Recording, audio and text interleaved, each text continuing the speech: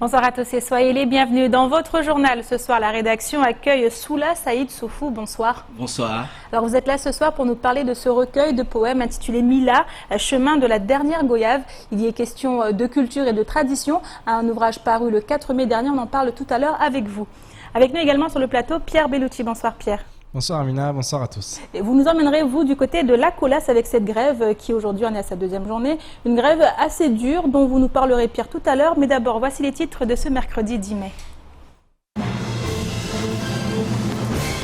Les salariés de la Colas ont entamé leur deuxième jour de grève. Ce matin, ils se sont rendus au siège de leur institution, mais face à l'absence de dialogue avec leur direction, les grévistes ont entamé une marche jusqu'au rond-point El Farouk. Même si le salaire reste le blocage principal, les revendications sont nombreuses et les grévistes plus déterminés que jamais. Explication. Cela fait 2 ans que le collège de Majicavo-Lamir a mis en place son école des parents d'élèves en partenariat avec Matisse. Objectif, optimiser les relations familiales et éducatives. Et avec 205 parents inscrits et des demandes en constante augmentation, l'école a du succès. Reportage.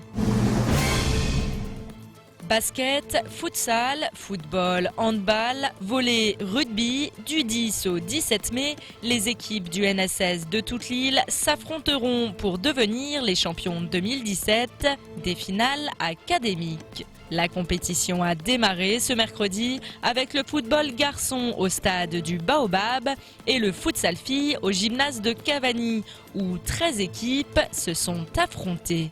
Zoom sur la jeunesse sportive de l'île à la fin de votre journal. Et deuxième jour de grève du côté de la Colas ce matin après les manifestations d'hier et l'absence de négociations. Les salariés ont à nouveau défilé dans la rue. Ils ont ainsi marché jusqu'au rond-point El Farouk et bloqué la circulation, le tout sous haute escorte policière. Tout comme en 2015, les grévistes ont donc décidé de frapper fort en engageant un rapport de force musclé avec leur direction. Le point dans ce sujet signé Abbas Alidi, Pierre Bellucci et Steve Imnet. Les forces de l'ordre étaient présentes en nombre aux abords du siège de la Colas ce matin. Pour ce deuxième jour de grève, les salariés sont apparus plus déterminés que la veille. Aujourd'hui, la direction ne nous a pas donné de réponse. En fait, ils ne nous ont pas contactés pour l'instant. Donc nous, on est là, on attend de réponse, on attend tout simplement à ce qu'ils nous appellent, à ce qu'ils nous donnent de nouvelles. Et puis, on est là pour entendre tout simplement, on attend à ce que les négociations soient ouvertes.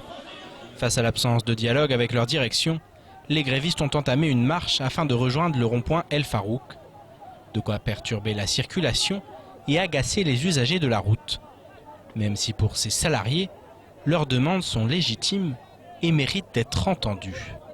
Safewani murona vavo musirapize warabstukiwe beyartoa vanu haki zatu derisaho vanu ngwarjalie kibala haki zatu zipare inshallah taala bana vanu vanayatwaregwa contrat ya 20 ans ambao kasiregwa contrat déterminé be contrat de chantier kasi bravo na izitogwa hizo safari sagana pia vanu resita haki zatu za ngwarjalie rezipare kamgwa venze yodi artoar malishwali nyangovo jana ataupara ile uvano safari na wana tumesoneka waja wasirariti harima ikola silvanu wapare mafuna ya hairi kamgwa venze washangi ya jordan orgioso na mnani wapare mafuna ya rahara.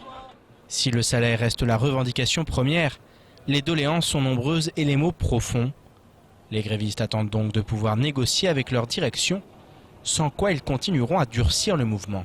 C'est vrai, à l'heure actuelle, les salariés s'attendent beaucoup de salaire.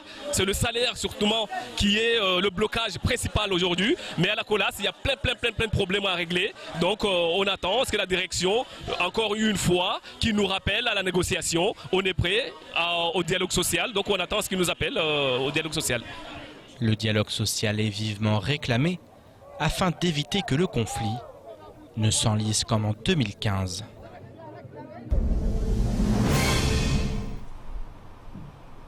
Alors Pierre, on vient de voir cette grève chez les salariés de la Colas, une grève qui s'est durcie et qui justement rappelle celle qu'il y a eu il n'y a pas très longtemps, quelques années auparavant. Il y a 2 ans, oui, il y a 2 ans, on se souvient de cette grève qui avait qui avait pris une forme radicale, puisque le président du conseil départemental avait dû intervenir parce que la route était bloquée au niveau de Kaweni, proche d'EDM. Et effectivement, là, ils sont repartis en grève. Les revendications n'ont quasiment pas évolué. Encore une fois, c'est vrai qu'il y a beaucoup de conflits à Mayotte qui, au bout de quelques mois, quelques années, reviennent sur le devant de la scène. Récemment, nous avions la CSSM. Ce sont des conflits qui, effectivement, ne sont pas véritablement résolus. Il y a des protocoles de sortie de crise qui sont signés, qui sont actés, qui ne sont pas forcément respectés ensuite.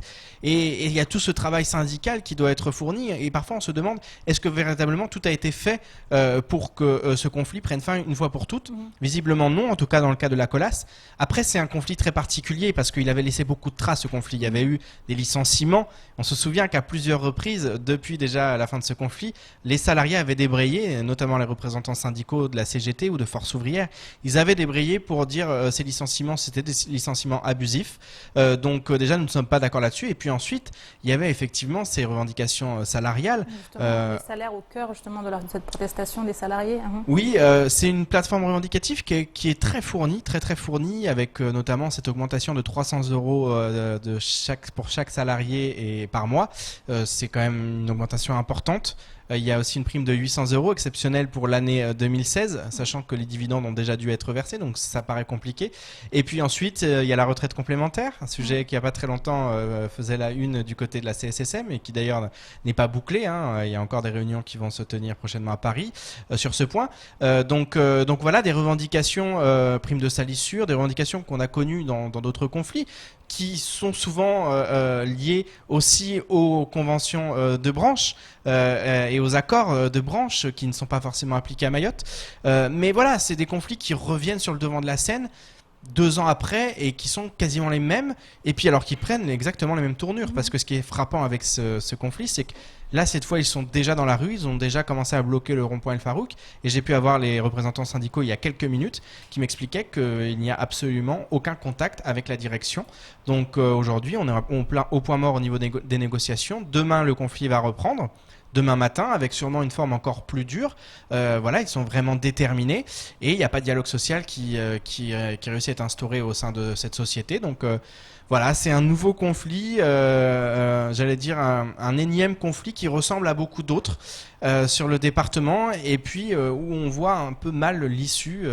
Récemment, on a eu quand même ce conflit au sein de Balou, conflit historique, mais c'est vrai qu'au niveau de la Colas, ça va pas depuis de longues années, et on a l'impression qu'on ne réussit pas à résoudre les problèmes, en tout cas les problèmes de fond. En tout cas, comme si rien n'est fait d'ici là, ils ont annoncé un mouvement illimité, donc ça risque de durer longtemps avec les perturbations que l'on connaît.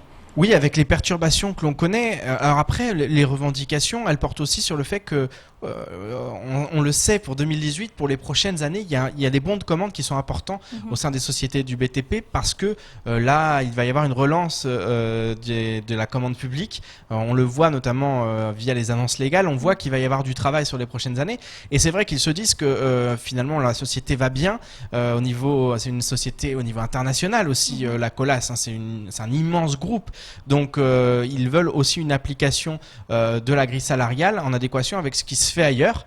Donc voilà, ce sont des revendications qui reviennent sans cesse, on a l'impression, mais on n'arrive jamais à trouver des accords durable, c'est-à-dire un accord qui permette de mettre une fin définitive au conflit sans qu'il y ait des tensions, sans qu'il y ait des rancœurs, parce qu'on est dans ce cadre-là, au sein de la Colas, il y a vraiment un fort sentiment de rancune par rapport à cet ancien conflit qui s'était très mal résolu, mal fini, et on a eu du mal à repartir sur de bonnes bases derrière.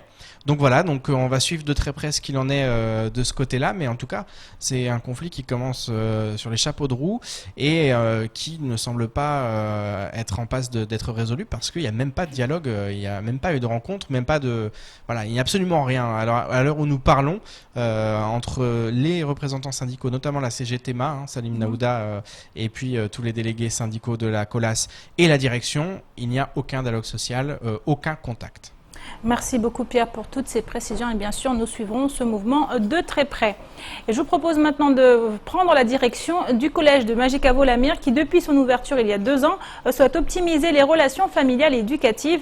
Associations, entreprises, les partenaires sont nombreux et nouveauté cette année la société de transport Matisse met à disposition chaque mercredi après-midi des transports gratuits permettant à près de 120 parents de se rendre aux ateliers. Ce sont au total 205 adultes qui participent à cette école des parents. Davantage de précisions dans ce sujet signé Adèle Laurent.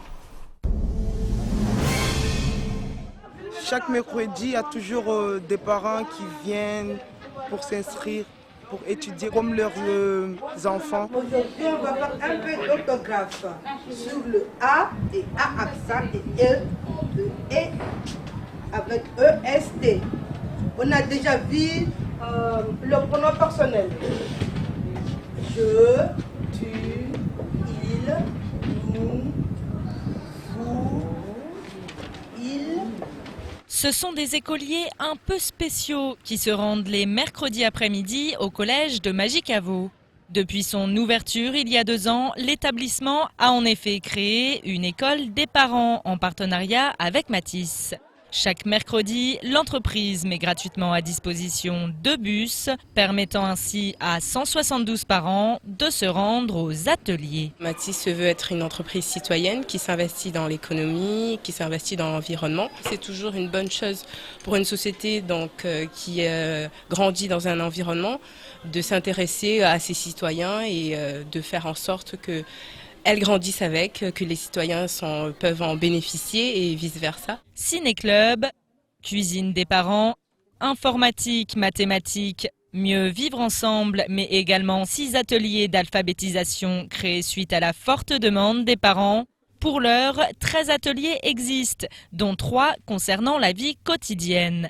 Le collège de Magicavo est en effet parti d'un constat simple, à savoir la nécessité d'aider les familles qui en ont besoin. L'objectif était de faire rentrer les parents dans l'école pour une meilleure connaissance aussi de ce que l'on demande à l'école et puis pour effectivement permettre aux parents de comprendre ce qui est demandé à l'école et de pouvoir justement aider un peu mieux les élèves quand ils sont à la maison dans le cadre de leur travail scolaire. C'est pour pouvoir aussi donner l'opportunité à nos parents de pouvoir s'exprimer en français, de pouvoir écrire.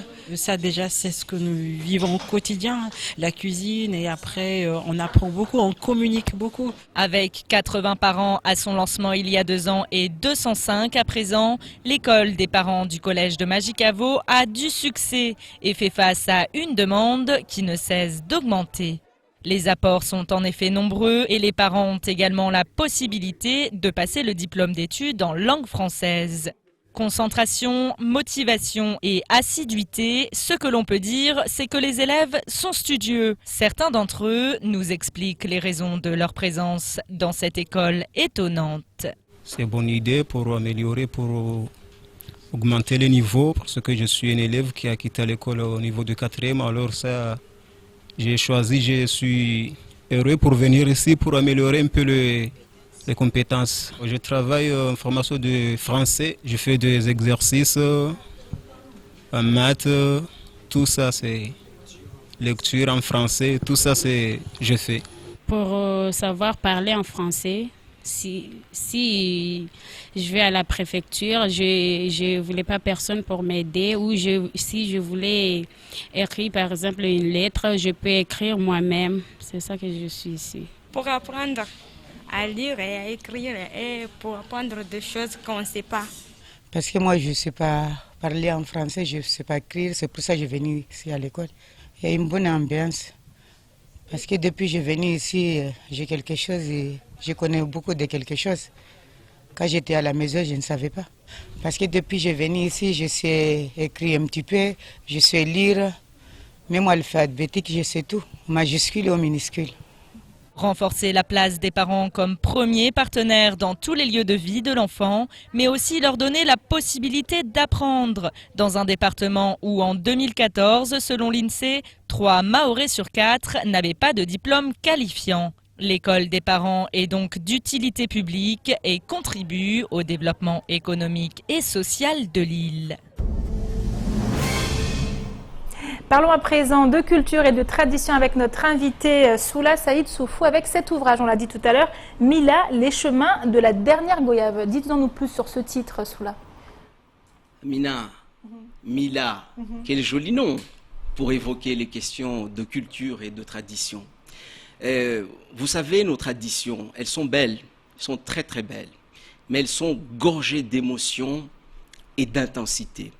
Ce sont souvent des traditions qui sont nées, pour l'essentiel de ce qu'on connaît aujourd'hui, pendant les temps difficiles de l'esclavage, ou en tout cas de l'engagisme, ou dans ces périodes difficiles où la liberté n'était pas celle que nous connaissons aujourd'hui. Et à cette époque-là, ces traditions sont nées à des moments où les gens avaient envie d'évasion, de souffler. C'était les rares moments où on se retrouvait après le dur labeur pour se reposer, souffler un petit peu, oublier la dure journée. Et je pense que nous devons tous, chacun à notre façon, respect pour ces traditions que nous avons héritées de nos aînés. Et j'ai voulu, à travers cet ouvrage, écoutant les débats actuels sur les questions culturelles, attirer l'attention sur ce que sont nos traditions, la particularité des traditions de Mayotte. Nous sommes dans un archipel où il y a beaucoup de brassage, beaucoup de métissage, et il est bon dans des périodes comme celle-ci où nous vivons un métissage, un deuxième métissage peut-être de notre culture, connaître les bases sur lesquelles sont assises nos traditions. Et c'était une façon pour moi de pouvoir rendre hommage à toutes ces femmes, à tous ces hommes qui se mobilisent les week-ends, les jours fériés pour faire vivre ces traditions sans demander rien à personne. Et les projecteurs ne vont pas souvent là-dessus. Et c'était ma petite manière à moi de leur rendre hommage. Est-ce qu'il faut aussi voir une certaine mise en garde par rapport à justement ces traditions qui, on le voit, se perdent petit à petit? C'est un constat qu'on fait tous sous là. Oui. Il y a un risque de déperdition d'énergie sur ces questions-là. Et je pense, et c'est ce que je disais tout à l'heure, c'est de la responsabilité de tout le monde, des pouvoirs publics en particulier, et puis des associations qui se mobilisent, qui parfois sans rien, se mobilisent pour faire vivre ces traditions. Et moi, je pense que dans des périodes aussi difficiles que nous connaissons, quand on parle de délinquance, de violence, il y a là, dans la culture, des conditions de cohésion sociale extraordinaire qu'on n'a pas suffisamment exploité jusqu'à maintenant. Et je pense que miser dans la culture pour faire parler nos traditions, pour faire parler le cœur de Mayotte, c'est aussi une manière de lutter contre ces questions de violence que nous vivons dans l'île. Alors, Mila, les chemins de la dernière goyave est paru le 4 mai dernier, mais ce n'est pas votre premier ouvrage. Non, effectivement, j'ai publié avant un premier essai sur la départementalisation et j'avais voulu revenir dans ce recueil sur le sens premier de la départementalisation. Parce que moi, j'ai été extrêmement choqué pendant la campagne sur la départementalisation d'entendre des gens dire que les Mahorais, les chatouilleuses avaient milité pour des prestations sociales. Ça m'avait choqué.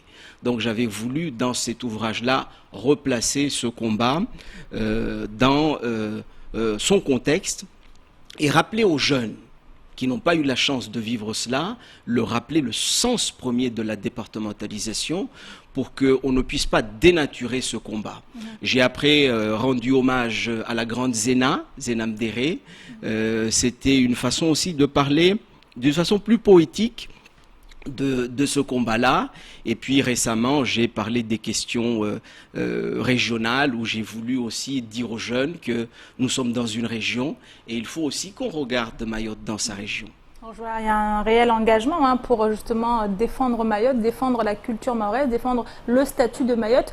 Comment vous le vivez? Comment voyez-vous la suite par rapport à tout ce qu'on connaît de Mayotte aujourd'hui, par rapport aux événements actuels? Mayotte vit une période d'instabilité. Il est vrai que nous avons obtenu un statut plutôt stable, le statut départemental, mais il faut construire cette départementalisation. Ce n'est pas moi qui le dis tout seul, la Cour des comptes l'a dit, vous l'avez suffisamment dit ici. Je pense qu'il est temps de laisser les discours sur l'unité et de faire l'unité. Il n'y a que l'unité qui va nous permettre de dépasser les difficultés que nous avons ici. Il faut que les uns et les autres arrêtent. Quand quelqu'un dit qu'il faut s'unir, c'est pas parce que c'est l'autre qui l'a dit qu'on n'y va pas. Il faut arrêter de faire des discours et de construire Mayotte. Merci beaucoup, en tout cas, Soula, pour toutes ces précisions, d'avoir accepté de répondre à toutes nos questions. Soula Saïd Soufou, je rappelle, auteur de Mila, Les chemins de la dernière goyave, paru le 4 mai dernier. Merci. Et ce matin, le groupe Play et Cicatrisation du CHM en partenariat avec les infirmiers libéraux de Mayotte organisait une journée de prévention sur les abcès située sur la terrasse extérieure du dispensaire Jacaranda. L'opération avait pour objectif de sensibiliser la population face à ces dangereuses poches de pus. En effet, de plus en plus d'abcès entraînent des complications pouvant aller jusqu'à l'opération. Un sujet signé Abbas Alidi, Pierre Bellucci et Leslie Vimnet. Le dispensaire Jacaranda s'est transformé en centre de prévention ce matin. En effet, face à l'augmentation des infections de type abcès, les professionnels ont décidé de mener une opération inédite. On a mis en place ces opérations parce que sur l'année 2016, au niveau du CHM, on a opéré plus de 2600 patients pour des abcès. Donc il nous semble important de mettre en place des actions de prévention pour essayer de limiter ce nombre très important et aussi pour que les gens comprennent que parfois, avec de simples précautions, on peut éviter qu'une égratignure, qu'une piqûre d'insecte ou qu'une petite blessure se transforme en abcès. Durant la saison des pluies, la chaleur humide favorise la multiplication des bactéries. Il devenait donc urgent de stopper l'hémorragie en apportant des informations aux patients de ce dispensaire. On commence par Jacaranda parce que c'est un endroit qui a une grosse influence au niveau de la santé et donc on vient commencer par là. On a constaté que les abcès ici à Mayotte étaient aussi denses et du coup on s'est dit il serait bien qu'on puisse faire cette intervention aujourd'hui car si on ne bouge pas, effectivement, ça va en s'amplifiant et du coup la population elle en souffre. Et on sait tous que l'éducation est la source de tout et c'est la clé de toute réussite. Éviter de marcher pieds nus, se couvrir pour éviter les piqûres d'insectes, éviter les traitements traditionnels sur les abcès déjà constitués. Autant de gestes à respecter pour ne pas que ces poches de pus se forment. Quant aux abcès déjà formés, il convient de rapidement réagir. Dès qu'on a une petite plaie, dès qu'on se gratte un bouton, un poil incarné, une petite blessure, une piqûre d'insecte, bien nettoyer. Si on n'a pas d'antiseptique, on utilise du savon, bien surveiller. Et dès qu'apparaissent des signes de début d'abcès, la rougeur, l'induration, la douleur, la température, il faut aller voir un soignant, aller voir un médecin si on peut, pour voir déjà si, en premier lieu, on ne peut pas utiliser simplement un traitement par pansement et antibiotiques, parce que si on attend trop longtemps, l'abcès augmente et ensuite la seule solution sera l'intervention chirurgicale. Des interventions chirurgicales compliquées qui entraînent parfois de graves mutilations. Ce type d'opération de prévention devrait donc se multiplier à l'avenir afin de sensibiliser l'ensemble de la population. Et je vous propose maintenant de faire un petit tour d'horizon du reste de l'actualité de ce mercredi 10 mai. C'est tout de suite dans l'actualité en bref. Le nouveau recensement de la population de Mayotte se prépare et comme annoncé dans nos précédentes éditions, l'INSEE et les communes recrutent 530 agents recenseurs et 41 contrôleurs. Les agents recenseurs réalisent l'enquête sur le terrain en faisant remplir des questionnaires au domicile des personnes à recenser. Les contrôleurs sont eux chargés d'organiser le travail, d'apporter un appui technique aux agents recenseurs et de veiller à ce que les consignes de l'enquête soient respectées. Un niveau de formation baccalauréat et la maîtrise du français ainsi que du shimaoré est exigé pour toutes les personnes intéressées. Selon l'INSEE, le sens du relationnel, la capacité d'écoute, mais aussi la diplomatie et la discrétion seront par ailleurs indispensables. En ce qui concerne les candidatures, elles doivent être transmises à Pôle emploi ou à sa mairie de résidence, sous la forme d'un CV et d'une lettre de motivation. ces images ne risquent pas de faire plaisir aux habitants du Sud. En effet, ce geyser a été filmé par un motard ce midi sur la route entre Tsunzu et Tsararano, proche d'Ironibe.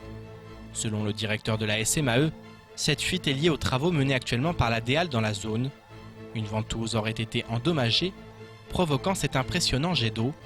À une heure où la moindre goutte va compter, la SMAE s'est immédiatement voulue rassurante en expliquant que des techniciens sont intervenus en moins de 15 minutes pour couper les vannes.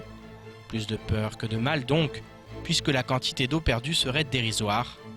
Néanmoins, à quelques heures d'une nouvelle réunion du comité de suivi de la ressource en eau, les autorités se seraient bien passées de ce type d'incidents, qui ont le don de beaucoup faire réagir sur le département. À la demande de plusieurs États membres dont la France, le commissaire européen en charge de l'agriculture a annoncé jeudi 4 mai 2017 la possibilité pour les États de décaler la date limite pour le dépôt des dossiers de demande d'aide de la politique agricole commune 2017. Une bonne nouvelle pour les agriculteurs mahorais, puisque le ministre a décidé de reporter au 31 mai la date limite pour le dépôt des dossiers, soit 15 jours de plus que la date initiale. Selon la préfecture, pour Mayotte, le rythme de télédéclaration est en progression constante et dépasse désormais le maximum constaté en 2016, avec un peu plus de 850 dossiers signés, soit un rythme quotidien moyen de 60 dossiers. Les 15 jours supplémentaires accordés doivent permettre de finaliser l'ensemble des demandes d'aide dans les meilleures conditions, en maintenant le rythme soutenu de télédéclaration, constaté ces derniers jours. Et on termine avec du sport à présent et plus précisément en milieu scolaire. Les finales académiques UNSS Sport Collectif ont débuté ce mercredi. Ainsi, durant toute la journée, les catégories Benjamin et minimes de 13 établissements de Lille se sont affrontés en football pour les garçons et futsal pour les filles. Un moment de confrontation mais surtout de partage que nous résume Sony Chamsidine. Regardez.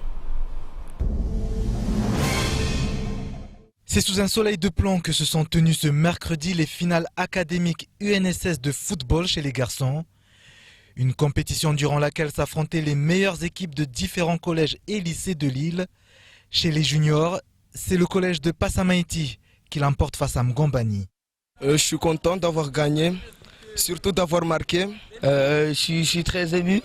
J'ai pas pu faire l'arrêt, le penalty et je voulais le faire pour que ça sorte 3-0, mais dommage. On va célébrer cette victoire au collège de Ouva-Moja. On est déçus, on souhaiterait gagner, mais on a perdu. On a raté des occasions.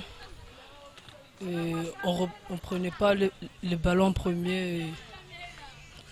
Autre décor, autre type de jeu. Les jeunes filles de 13 établissements du territoire ont été à la hauteur de l'événement. Un futsal féminin qui aura vu un jeu spectaculaire et des buts en cascade. Le tout dans une ambiance de folie. C'était bien. Après, c'était amusant. Il n'y avait aucun accident. Avec mon équipe, on a fait un bon exploit. Donc, c'était une bonne aventure. Pour les organisateurs, mission accomplie pour cette première journée. Le sport était bien à la fête. Tous ces gamins-là vont repartir avec la satisfaction d'avoir vécu une journée pleine. Et surtout, je pense que ce qui est important de relever, c'est que en UNSS, dans le sport scolaire, le but aussi c'est la rencontre avec l'autre. Et donc c'est très très important. On a des gamines du lycée du Nord qui sont venues rencontrer des filles du lycée de Sada. On a des jeunes benjamines de Msamoro qui viennent jouer contre des gamines de l'abattoir. Voilà. Donc tout ça c'est la rencontre dans une ambiance sportive, conviviale et citoyenne aussi. Les finales des autres disciplines, basketball, rugby, handball et volleyball, auront lieu le mercredi 17 mai. C'est la fin de cette édition. Merci à vous de l'avoir suivi. Une édition rediffusée sur OAM5, également disponible en replay sur notre site l'infoquesi.fr, sur YouTube et sur notre page Facebook. Et prochain rendez-vous avec l'information en radio demain dans la matinale avec le journal présenté par Pierre Bellucci. Excellente soirée à vous sur KTV et à demain.